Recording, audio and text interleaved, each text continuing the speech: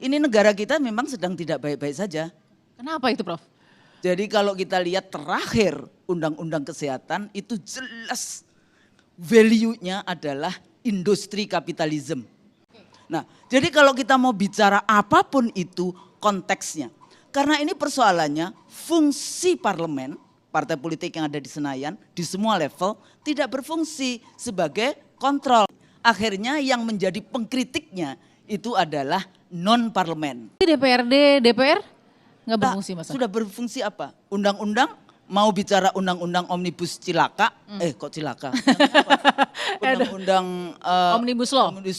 Ketenaga kerjaan, Cipta kerja. gitu ya, Yeah. Cipta kerja, Yeah. undang-undang COVID-19, undang-undang IKN, undang-undang terakhir kesehatan, semuanya apakah itu konstitusional? Oke. Jadi ukurannya itu bukan, oh kok saya itu sudah baik, sudah ini, sudah bekerja. Halo, pasal-pasal konstitusinya gimana? Jadi kalau berdebat, berdebatlah dengan apa yang menjadi fungsi yang berada di dalam pasal-pasal konstitusi. Ini sangat penting, itulah tujuan kita dulu bernegara 17 Agustus 45. Oke. Saya boleh selak nggak? Boleh, boleh, Oke, Mbak saya Sheryl. tidak mengertaham dari mana Ibu Husnul bisa melihat Pak Jokowi tidak mengikuti konstitusi kita.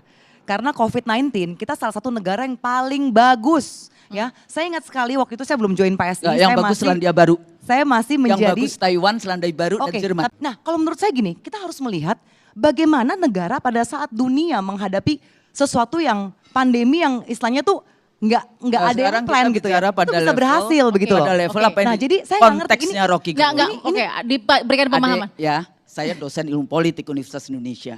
Oke. Saya menjadi pembimbing mau omnibus law, mau ini dan sebagainya. Semuanya juga sudah mengatakan. Jadi nggak usah terlalu. Tidak konstitusionalnya di mana? Loh, yang tadi itu. Apakah misalnya berapa sudah MOU yang dilakukan? IKN sekarang yang paling baru. Oke. IKN. IKN itu kenapa mesti dijual ke ini? Apakah tidak berpikir bahwa ibu kota itu ada kedaulatan di situ. Oke. Ada rahasia negara di situ. Tapi kok dijual ke luar negeri? Faham nggak apa artinya kedaulatan? Bukti dijualnya bagaimana, Oke, Prof? kita stop dulu. Kan jualan. Kemarin dibuka investasi. Between quote itu adalah jualan. Tapi kalau konsep omnibus law, sekarang pertanyaannya.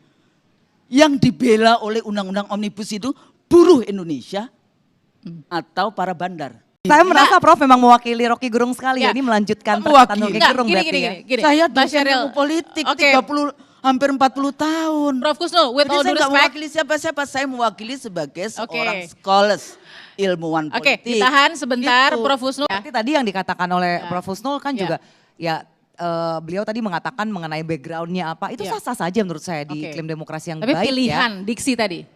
Iya, karena apalagi gini, kita di Pancasila tuh ada sila kedua itu ada ya beradab. Kita mau generasi penerus kita ketika menyampaikan ide dan gagasan, memperjuangkan demokrasi, memperjuangkan hak buruh.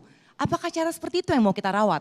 Yang disampaikan oleh Rocky Gerung kepada presiden itu bukan uni kepada saya, uni lela kepada saya, Balkis kepada enggak. Kalau Anda aktivis dan melihat kondisi bangsa yang sudah hancur di banyak lini, ya, di depannya aktivis buruh dengan adanya undang-undang omnibus yang dilempar ke sana, sudah dikritik dan saya tahu sebetulnya siapa yang drafting undang-undang itu karena sejak dari awal saya seringkali diundang dan akhirnya ketahuan gitu loh siapa. Ternyata di dalam undang-undang itu tidak membela yang namanya para buruh-buruh, anak bangsanya sendiri. Oke.